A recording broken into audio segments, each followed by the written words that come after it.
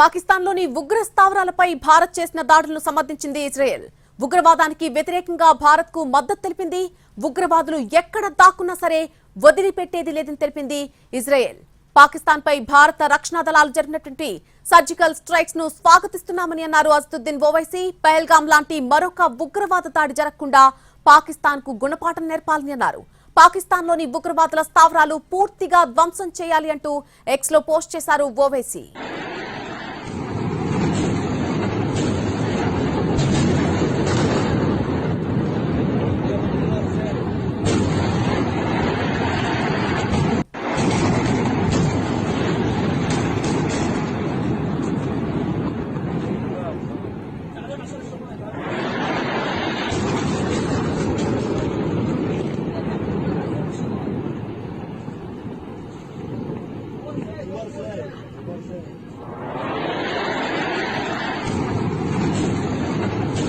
Operation Sindoor విజయవంతమైంది. భారత దాడుల్లో 80 నుంచి 90 మంది దాకా పాక్ టెర్రరిస్టులు మృతి చెందినట్టుగా తెలుస్తోంది.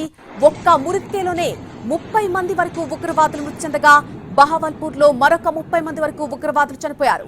మొత్తంగా 9 స్థావరాలపై భారత్ ఆర్మీ దాడి చేసింది. 4 జైషే మహమ్మద్, 3 లష్కరే తోయిబా, 2 హిజ్బుల్ ముజాహిద్దీన్ స్థావరాలపై దాడి చేసింది భారత సైన్యం. ముజఫరాబాద్, బహావల్పూర్, అలాగే మురుత్కే, సియాల్కోట్, కోట్లీ ప్రాంతాల్లోని ఉగ్రవాద సంస్థల స్థావరాలపై భారత్ దాడులు చేసింది. బహావల్పూర్లోని జైషే మహమ్మద్ తీవ్రవాద సంస్థ ప్రధాన స్థావరం ధ్వంసం చేసింది. మురుత్కేలోని లష్కరే తోయిబా తీవ్రవాద స్థావరాన్ని కూడా ధ్వంసం చేసింది. రాఫెల్ యుద్ధ విమానాలు, స్కాల్ప్, హ్యామర్ డ్రోన్లు, క్షిపణులతో తీవ్రవాద స్థావరాలపై ఒక్కసారిగా మెరుపు దాడులు చేసింది భారత్. పహల్గాం ఉగ్రదాడితో భారత్ పాక్ల మధ్య తీవ్ర ఉద్రిక్తతల వేళ కీలక పరిణామం చోటు చేసుకుంది. ఉగ్రదాడికి భారత్ ప్రతీకార చర్యలు చేపట్టింది. మంగళవారం అర్ధరాత్రి 1:44 ఆపరేషన్ సింధూర్ పేరుతో పాకిస్తాన్లోని ఉగ్ర స్థావరాలపై, అలాగే పీఓకేలో ఉన్నటువంటి ఉగ్ర స్థావరాలపై భారత సైన్యం మెరుపు దాడులు చేసింది.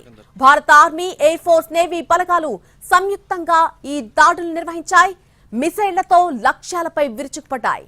పాక్ ఆక్రమిత కశ్మీర్ తో పాటు పాకిస్తాన్లోని ఉగ్ర మౌలిక సదుపాయాలను ధ్వంసం చేశాయి. భారత్ పై సీమాంతర ఉగ్రదాడులకు కుట్ర పన్నినట్టుగా భావిస్తున్న మొత్తం 9 స్థావరాలపై ఆర్మీ దాడులు చేపట్టింది. పూర్తి ఖచ్చితత్వంతో దాడులు చేసినట్టుగా స్పష్టం చేసింది. ఉద్రిక్త పరిస్థితులకు తావు లేకుండా పాకిస్తాన్ సైనిక సదుపాయాలపై ఎక్కడా దాడులు చేపట్టలేదని భారత ప్రభుత్వం తెలిపింది. దేశవ్యాప్తంగా ఇవాళ కేంద్ర ప్రభుత్వం మాక్ డ్రిల్స్ నిర్వహించనున్న వేళ ఈ దాడులు చేయడంతో సర్వత్రా ఉత్కంఠ నెలకొంది.